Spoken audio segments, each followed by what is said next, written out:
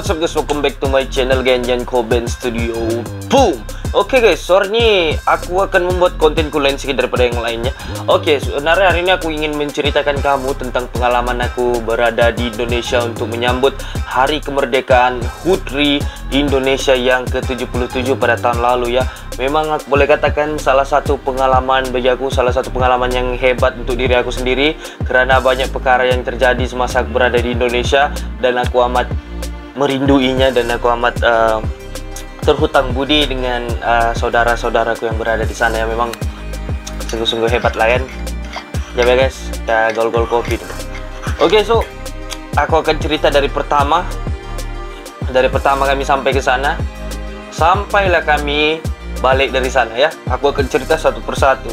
Oke, mungkin akan panjang sedikit, tapi aku akan bagi dia pergi part 1, part 2, part 3 lah gitu kan. Oke guys, so pada tanggal, kalau tidak silap lah kami dari Malaysia pergi Indonesia tu, kami pergi pada tanggal 16. Kami pergi Indonesia pada tanggal 16 ya. 16 bulan 8 Agustus ataupun kita kenal sebagai Ogos ya guys. Kami pergi sana bulan 8. Tanggal 16 bulan 8 kami ingin menyaksikan sendiri bagaimana sebenarnya sambutan Hari Kemerdekaan nih kan. Sebab selama ni kami sebagai content reaction Malaysia, kami hanya nampak daripada YouTube show, oh begini kan. Ternyata apabila kami sampai sana, memang aku boleh katakan salah satu pengalaman yang cukup bermakna bagi diri aku sendiri. Oke, karena apabila kami sampai daripada Malaysia, daripada KL, kami pergi airport, lapangan terbang Soekarno Hatta kalau tidak silap lah kan.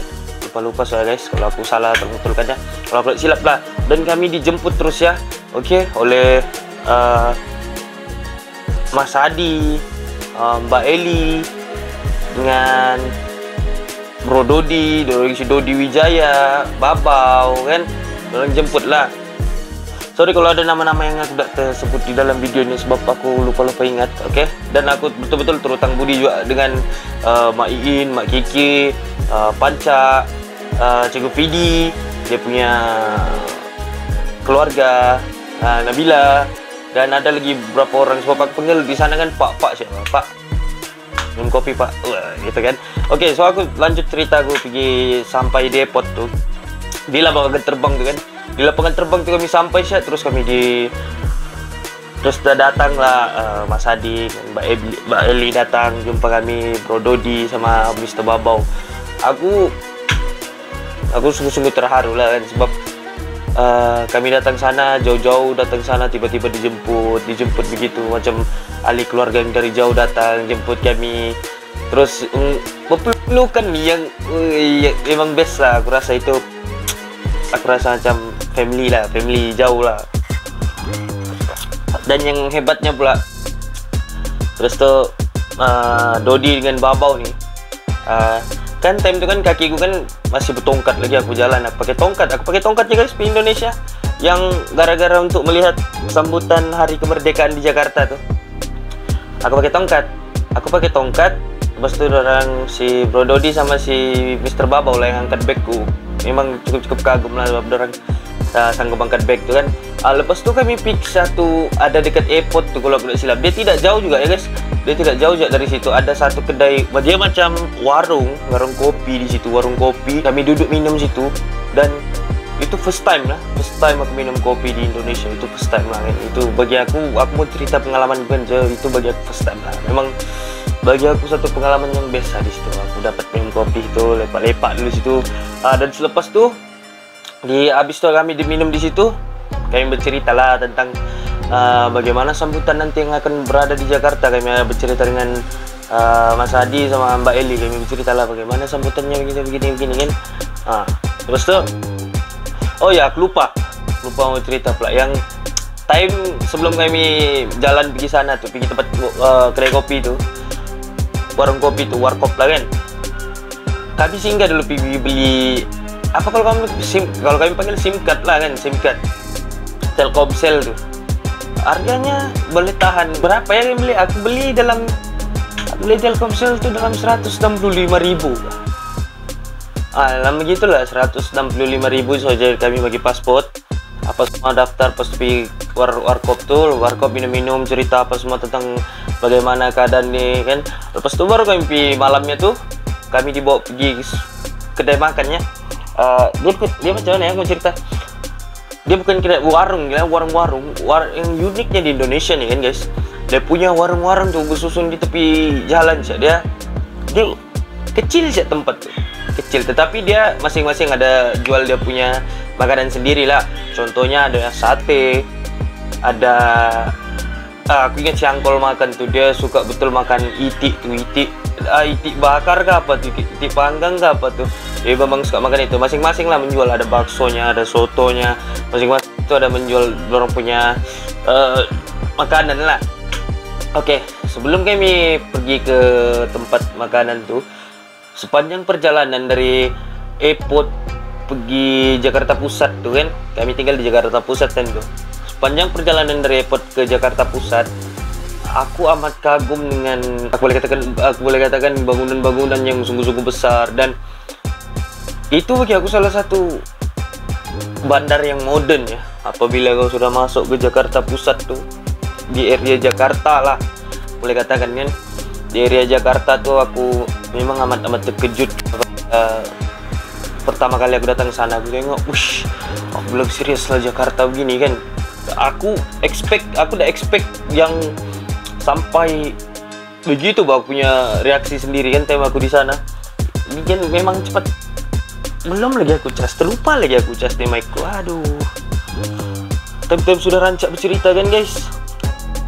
Ya baik guys. Oke, di mana saya tadi?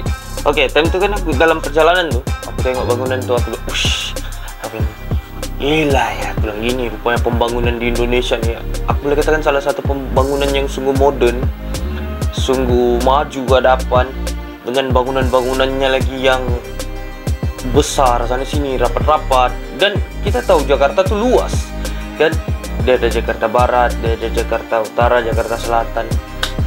Aku boleh katakan, sedangkan di Jakarta Pusat sih tuh, dia punya bangunan tuh memang apa besar gila. Bukannya aku tidak pernah nampak bangunan besar, pernah tuh nampak, cuma aku tidak pernah nampak yang bangunan tuh dalam condition yang rapat-rapat baru macam New York lah, boleh lah aku ucap macam New York kan, macam New York lah. Tapi memang itu adalah salah satu pengalaman yang hebat time aku dalam perjalanan tuh lah.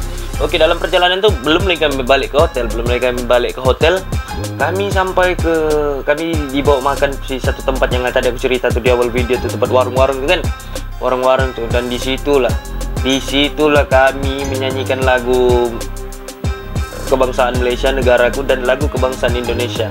Oke, lagu kebangsaan Indonesia kami menyanyi di situ di tempat tuh.